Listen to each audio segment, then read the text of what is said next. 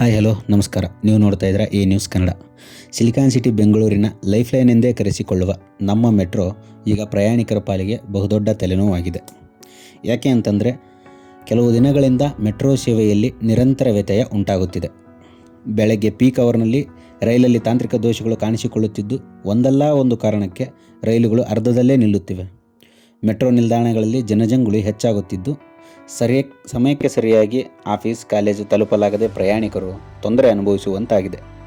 Metro ಸೇವೆ ಬಗ್ಗೆ ಸಾರ್ವಜನಿಕರು ನಿತ್ಯವೂ ದೂರುವಂತಾಗಿದೆ.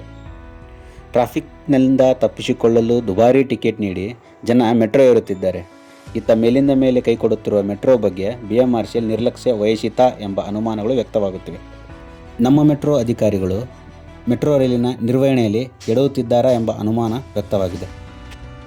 ಮೆಟ್ರೋ ಹೊಸ ಮಾರ್ಗಗಳು ತೆರೆಯುವ ಖುಷಿಯಲ್ಲಿದ್ದ ಜನರಿಗೆ ನಿತ್ಯವೂ ಕೈ ಕೊಡುತ್ತಿರುವ ಈ ರೈಲಿನಿಂದ ಸಾಕಷ್ಟು ಕಿರಿಕಿರಿ ಉಂಟಾಗುತ್ತಿದೆ. ಈ ಬಗ್ಗೆ ನಿಮ್ಮ ಅಭಿಪ್ರಾಯವೇನು? ಕಾಮೆಂಟ್ ಮಾಡಿ.